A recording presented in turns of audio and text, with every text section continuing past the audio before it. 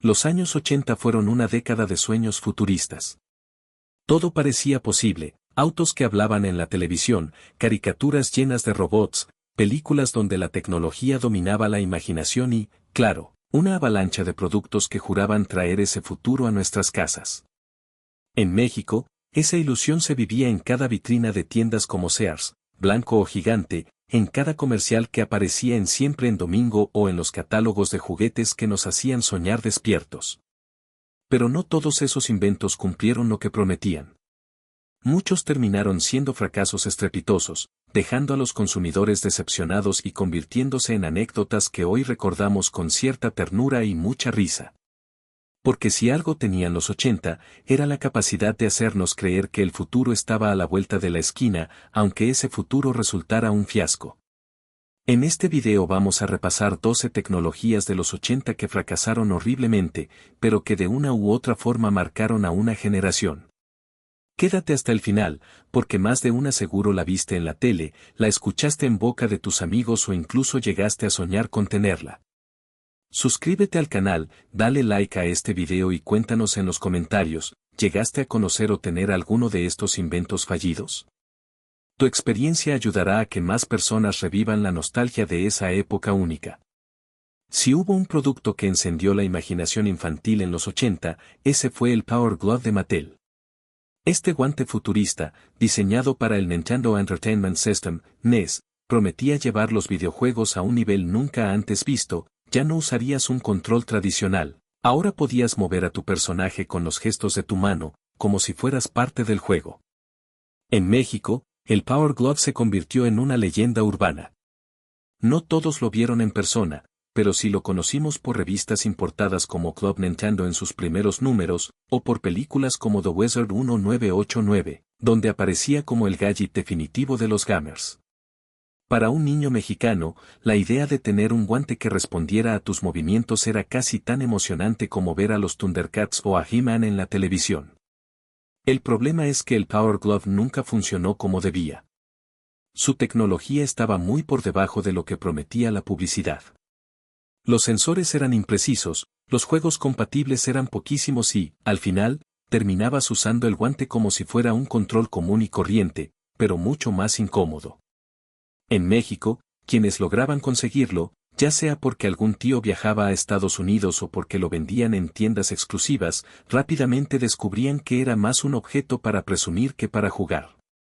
La frustración era enorme, las expectativas eran altísimas, pero la realidad era torpe y decepcionante. El Power Glove quedó en la memoria colectiva como un símbolo del exceso publicitario de los 80, más espectáculo que funcionalidad. Hoy, se recuerda con cariño en convenciones de videojuegos retro, donde se exhibe como una pieza de colección. En nuestro país, se convirtió en un mito nostálgico, ese invento que todos queríamos probar, pero que casi nadie disfrutó de verdad. Si hubo una batalla tecnológica que marcó a los 80 en México, fue la de Betamax contra VHS. Para quienes crecimos en esa década, hablar de videocaseteras es hablar de tardes en familia viendo películas rentadas, de grabar caricaturas desde la televisión y de rebobinar cintas con una pluma para no gastar el motor del aparato. Y en medio de todo eso, estaba el famoso Betamax de Sony. Cuando llegó a México, a finales de los 70 y principios de los 80, el Betamax fue presentado como el formato superior. Sus casetes eran más pequeños, su calidad de imagen era mejor y las videocaseteras de Sony presumían de ser más resistentes. Muchos hogares mexicanos hicieron la enorme inversión de comprar uno, creyendo que tendrían el sistema ganador para disfrutar del futuro del cine en casa. Pero la historia tomó un rumbo inesperado. Mientras el Betamax ofrecía mejor calidad, el VHS apostó por algo más práctico, la duración. Las cintas VHS podían grabar más horas de contenido, lo que significaba que podías tener una película completa o hasta dos en un solo casete, mientras que en Betamax a veces había que cambiar a la mitad. En México, donde las familias solían grabar telenovelas, partidos de fútbol o maratones de caricaturas, la duración era más importante que unos cuantos píxeles extra. Además, el precio jugó un papel decisivo. Los reproductores VHS comenzaron a fabricarse y distribuirse más barato, y eso los hizo mucho más accesibles en nuestro país. En mercados populares, tiendas departamentales y hasta en pagos a meses, el VHS se volvió la opción lógica para la mayoría de las familias mexicanas. La derrota del Betamax fue rápida y contundente. En México, quienes habían invertido en él se quedaron con equipos caros y con muy pocas opciones de películas disponibles para rentar. Las videocaseteras VHS dominaron las estanterías de Videocentro, Blockbuster y hasta de los puestos piratas en los tianguis. Betamax, en cambio, se fue relegando hasta convertirse en un recuerdo doloroso para quienes apostaron por él. Hoy, mencionar Betamax en México es despertar risas y nostalgia. Fue un claro ejemplo de que no siempre gana el mejor producto en calidad, sino el que entiende mejor las necesidades del consumidor. Y para los mexicanos de los 80, lo importante no era tener la imagen más nítida, sino grabar más horas de Chespirito, fútbol o películas rentadas en una sola cinta. En los años 80, cuando las videocaseteras apenas comenzaban a consolidarse en México, apareció un formato que parecía sacado del futuro, el Laserdisc. Estos enormes discos plateados, del tamaño de un LP, prometían una calidad de imagen muy superior al VHS y al Betamax. Para quienes los veían por primera vez, parecían una mezcla entre disco de vinilo y espejo espacial, un objeto casi mágico que aseguraba traer el cine a tu casa con una nitidez nunca vista. En México, el Laserdisc se presentó en vitrinas de tiendas de lujo como Palacio de Hierro, Liverpool o en secciones exclusivas de electrónica. La idea era clara, no era un formato para cualquiera, sino para quienes podían darse el lujo de gastar miles de pesos en el reproductor y en las películas importadas. Y ese fue justamente uno de sus grandes problemas. El precio era prohibitivo. Mientras una película en VHS podía rentarse en Videocentro por unas cuantas monedas, un Laserdisc costaba cientos de pesos y no siempre era fácil de conseguir. En un país donde la renta de películas era parte de la rutina familiar de fin de semana, el Laserdisc nunca pudo competir con la practicidad del VHS. Otro detalle fue su tamaño incómodo. Aquellos discos eran enormes y frágiles, lo que hacía difícil almacenarlos. Además, muchos títulos venían en varios discos porque no cabían en uno solo, lo que significaba que a mitad de la película tenías que levantarte a cambiarlo. Para el consumidor mexicano promedio, acostumbrado a la simplicidad de poner la cinta y darle play, aquello resultaba poco atractivo. A pesar de todo, hubo un pequeño nicho que lo adoptó, los fanáticos del cine. Algunos coleccionistas mexicanos lo veían como el formato definitivo para disfrutar películas clásicas con la mejor calidad posible. Sin embargo, el catálogo en español era limitado y la mayoría de los discos había que importarlos desde Estados Unidos, lo que aumentaba aún más los costos. Al final, el Laserdisc terminó siendo un lujo pasajero, un formato que nunca logró masificarse ni en México ni en gran parte del mundo. Fue desplazado rápidamente por el DVD en los 90, que ofrecía una calidad similar en un tamaño compacto y con precios más accesibles. Hoy, los Laserdisc sobreviven en colecciones privadas y en foros de nostalgia tecnológica. En México, pocos pueden decir que tuvieron uno, pero quienes lo vieron en su momento lo recuerdan como ese objeto extraño que parecía adelantado a su tiempo, pero que nunca encontró un lugar real en nuestras salas. Antes de que existieran los smartphones y mucho antes de que el iPhone cambiara el mundo, Apple intentó conquistar el mercado con un dispositivo revolucionario para su época, el Newton MessagePad. Lanzado en los años 80, este aparato prometía ser una especie de asistente digital personal, podías tomar notas, organizar tu agenda y hasta reconocer tu escritura manual con un stylus. En papel, parecía una maravilla adelantada a su tiempo. Pero en la práctica, las cosas fueron muy distintas. En México, el Newton fue más un mito tecnológico que una realidad cotidiana. Muy pocas personas llegaron a verlo en persona, y las que lo conocieron lo hacían en oficinas de ejecutivos que podían importar gadgets desde Estados Unidos o en revistas extranjeras que lo presentaban como el futuro de la productividad. Para el consumidor común, era un aparato lejano, inalcanzable y, sobre todo, poco entendible. El principal problema fue su sistema de reconocimiento de escritura. Apple prometía que el Newton podía leer tu letra y convertirla en texto digital, pero en la práctica fallaba constantemente. En un país como México, donde incluso los celulares tardarían años en volverse accesibles y donde la mayoría de la gente seguía confiando en agendas físicas, la idea de invertir en un aparato costoso que no funcionaba bien resultaba absurda. El precio elevado también jugó en su contra. En Estados Unidos ya era caro, pero en México era prácticamente prohibitivo. Solo empresas grandes o profesionistas con mucho dinero podían pensar en adquirirlo, y aún así, terminaban frustrados al descubrir que la tecnología no estaba lista. Además, el Newton no tenía un ecosistema de aplicaciones que lo respaldara. Era un aparato aislado, difícil de sincronizar con otras computadoras y con una curva de aprendizaje que desanimaba incluso a los más entusiastas. En nuestro país, donde la cultura digital apenas estaba naciendo, eso lo hizo aún menos atractivo. El fracaso del Newton fue tan grande que incluso apareció en caricaturas como Los Simpson, donde se burlaban de su incapacidad para reconocer palabras.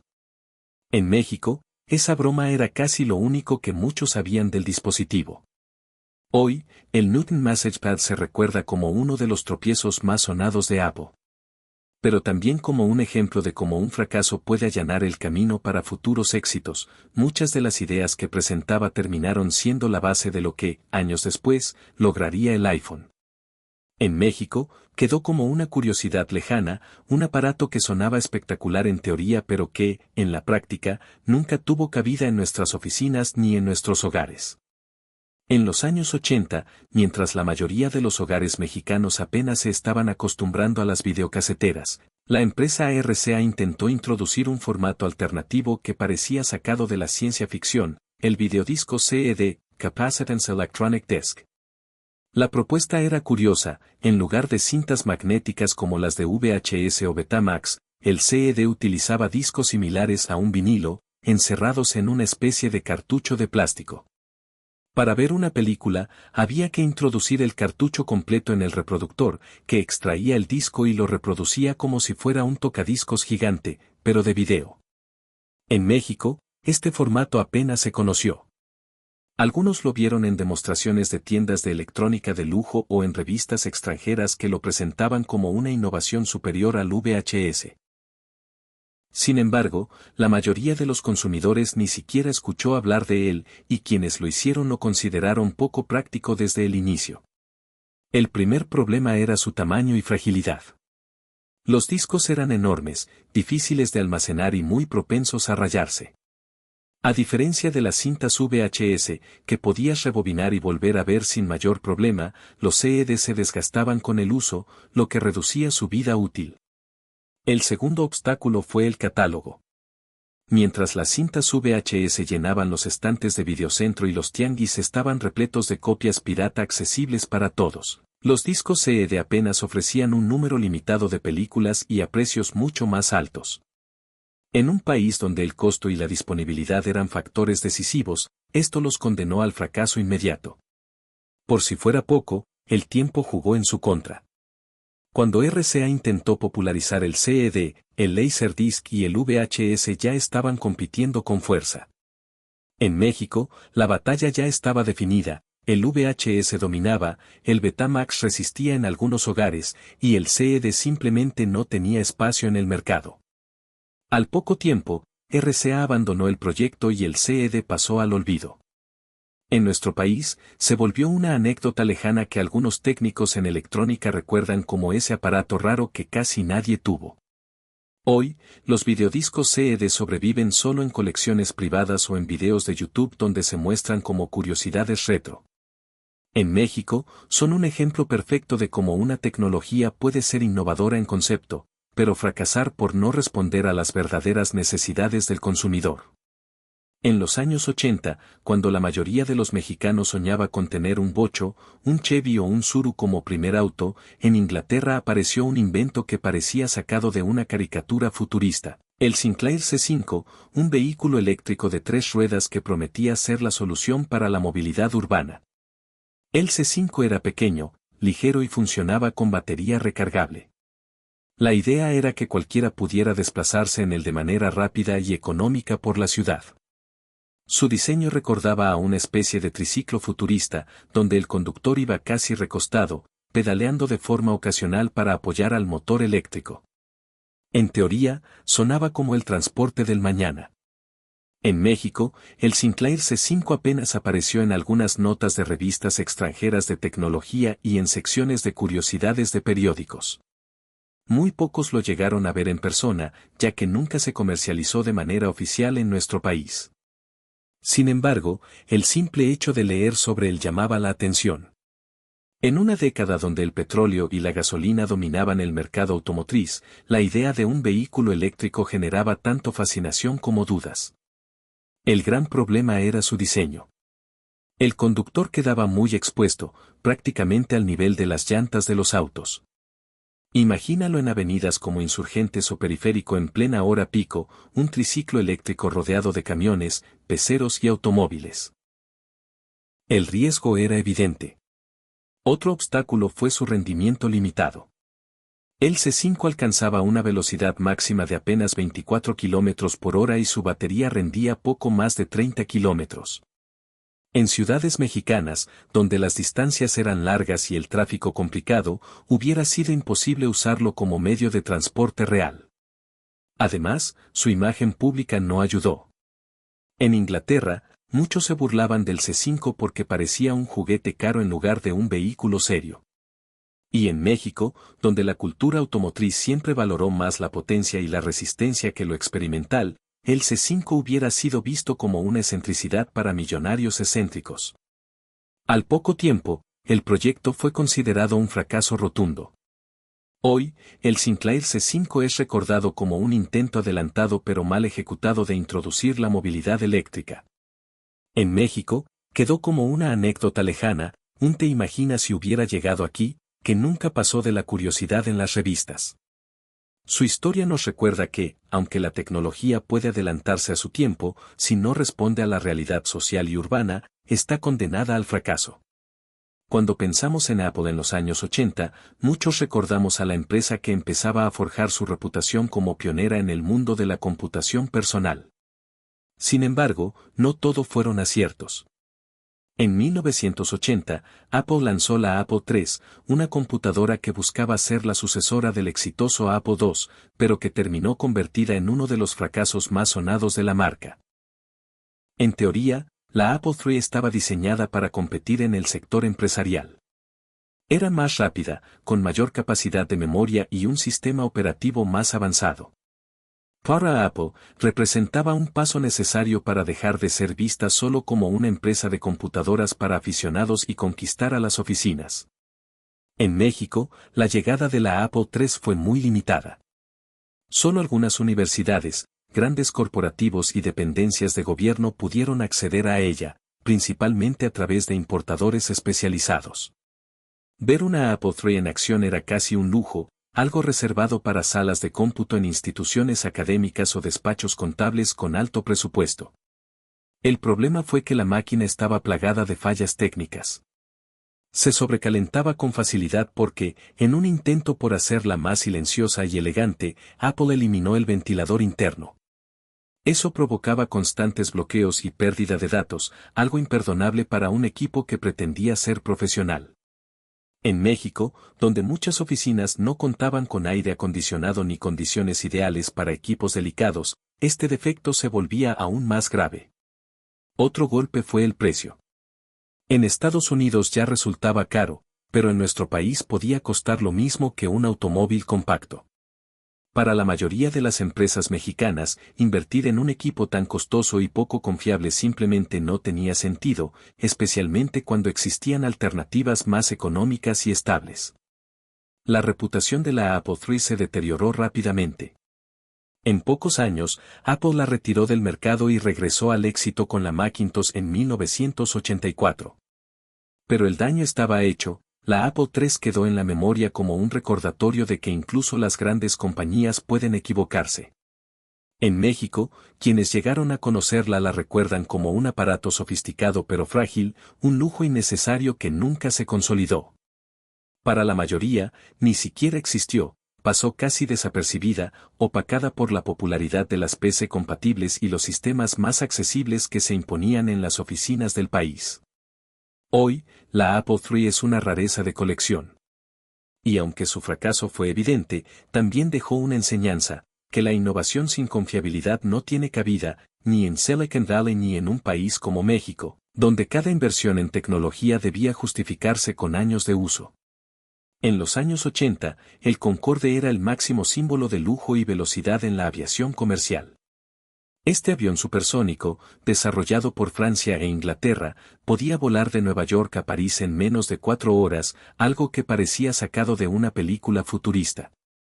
Para el mundo entero, era un ícono de modernidad, y en México no fue la excepción, ver al Concorde era como mirar directamente al futuro. En varias ocasiones, el Concorde aterrizó en el Aeropuerto Internacional de la Ciudad de México, despertando la curiosidad de los medios y la fascinación de quienes tuvieron la suerte de verlo de cerca. Los noticieros lo presentaban como una maravilla tecnológica, y las revistas de la época lo describían como el avión que redefiniría la manera de viajar. Sin embargo, más allá del espectáculo, su historia estuvo marcada por los problemas. El primer gran obstáculo fue el precio. Un boleto para volar en el Concorde costaba varias veces más que un viaje en avión convencional. En un país como México, donde el transporte aéreo ya era un lujo reservado para pocos, el Concorde quedaba completamente fuera del alcance de la mayoría. Su público eran ejecutivos, celebridades y políticos con bolsillos profundos, no el viajero común. El segundo problema fue su impacto ambiental y urbano. El Concorde generaba un estruendo ensordecedor al romper la barrera del sonido. En ciudades densamente pobladas, incluido el Valle de México, esto se volvía impráctico y hasta riesgoso. No era un avión pensado para aeropuertos rodeados de casas y montañas, como los nuestros. A eso se sumaba su alto consumo de combustible. En plena crisis económica de los 80 y con el precio del petróleo en aumento, mantener un avión tan costoso resultaba insostenible. En México, donde Aeroméxico y Mexicana de Aviación ya enfrentaban sus propios retos financieros, pensar en un Concorde como opción regular era simplemente impensable. Aunque muchos mexicanos lo recuerdan como un espectáculo inolvidable cuando lo vieron aterrizar, el Concorde nunca pudo integrarse en nuestro panorama aéreo. Terminó siendo un lujo europeo y norteamericano que, en nuestro país, quedó más como anécdota que como realidad. El fracaso del Concorde no fue inmediato, operó durante décadas, pero con pérdidas constantes hasta que fue retirado definitivamente en 2003. En México, su recuerdo está envuelto en nostalgia, el avión que parecía adelantado a su tiempo, pero que nunca encontró un lugar en un mundo donde la eficiencia y el costo eran más importantes que la velocidad. En los años 80, IBM era sinónimo de prestigio en el mundo de la computación. Sus equipos eran los más usados en oficinas, universidades y grandes corporativos. Por eso, cuando anunciaron el IBM PCjr en 1984, la expectativa fue enorme, se suponía que sería la computadora personal ideal para los hogares, una versión más accesible de las robustas máquinas de oficina. En México, la noticia llegó a través de revistas especializadas y catálogos de electrónica que lo presentaban como la oportunidad de llevar la calidad IBM al escritorio de tu casa. Para muchos profesionistas y familias que soñaban con tener una computadora propia, el PCjr sonaba como la respuesta. Pero el entusiasmo duró poco. El PCjr resultó ser una gran decepción. El primer problema fue su teclado, que era inalámbrico pero con un diseño tan incómodo y frágil que los usuarios lo apodaron el Chiclet Keyboard porque parecía de juguete. En México, donde la durabilidad era clave, ya que cada peso invertido debía rendir al máximo, ese teclado resultaba poco práctico y hasta ridículo. El segundo golpe fue su compatibilidad limitada. Aunque pertenecía a la familia de las PC de IBM, muchos programas diseñados para las computadoras de oficina simplemente no funcionaban en el PCjr. Eso generaba frustración en quienes lo habían comprado esperando un equipo serio y confiable. El precio tampoco ayudaba. Aunque se suponía que era un modelo barato, en México su costo seguía siendo elevado, similar al de computadoras de marcas emergentes que ofrecían mejores prestaciones. En tiendas departamentales, quedaba arrumbado al lado de opciones más prácticas y pronto perdió atractivo. Las críticas fueron tan duras que IBM descontinuó el PCJR apenas 2 años después de su lanzamiento. En Estados Unidos fue un fracaso total, y en México pasó casi desapercibido, pocos lo compraron, y los que lo hicieron terminaron arrepintiéndose. Hoy, el IBM PCJR es recordado como un ejemplo de cómo incluso las marcas más sólidas pueden equivocarse al no entender lo que el mercado realmente quiere. En nuestro país, quedó como una nota de pie en la historia de la computación, una máquina que prometió democratizar la informática en los hogares, pero que no logró más que decepcionar a los pocos que apostaron por ella. En los 80, cuando tener una televisión a color seguía siendo motivo de orgullo en muchos hogares mexicanos, la marca RCA lanzó un producto que sonaba revolucionario, el RCA Dimensia. Se presentaba como el primer sistema de entretenimiento inteligente, una especie de antecesor de las Smart TVs actuales, que prometía integrar en un solo equipo televisión, sonido y videocasetera, todo controlado de manera centralizada. En México, el Dimensia llegó como un artículo de lujo. Se podía ver en exhibiciones de Palacio de Hierro o en catálogos de Sears, acompañado de eslogans que lo presentaban como el sistema de entretenimiento del futuro. Para una familia mexicana promedio, acostumbrada a tener una televisión en la sala, quizá un estéreo aparte y, con suerte, una videocasetera, la idea de un solo aparato que hiciera todo sonaba increíble. El problema, como suele pasar con las innovaciones adelantadas, fue que el mercado no estaba listo. El RCA Dimensia era carísimo, prácticamente al nivel de un automóvil económico. En un país en plena crisis económica, con la inflación disparada y la devaluación del peso en los 80, muy pocas familias podían darse el lujo de pagar por él. Además, aunque se promocionaba como un sistema avanzado, en la práctica era complicado de usar. Requería configuraciones engorrosas y no era tan inteligente como prometía. En México, donde muchas familias apenas se familiarizaban con los controles remotos y las videocaseteras recién habían llegado a los hogares, el Dimensia parecía demasiado complejo para el beneficio que ofrecía. Otro detalle fue su tamaño. Era un aparato enorme, pesado y poco práctico para las salas de las casas mexicanas, muchas de las cuales tenían muebles hechos a la medida para las televisiones cuadradas tradicionales. Instalar un Dimensia era casi una remodelación completa del hogar. El resultado fue que, a pesar de toda la publicidad, el RCA Dimensia nunca despegó. En nuestro país, se convirtió en un símbolo de ostentación, un aparato que podías ver en revistas de estilo de vida o en casas de empresarios adinerados, pero que para la mayoría de los mexicanos era solo un sueño inalcanzable.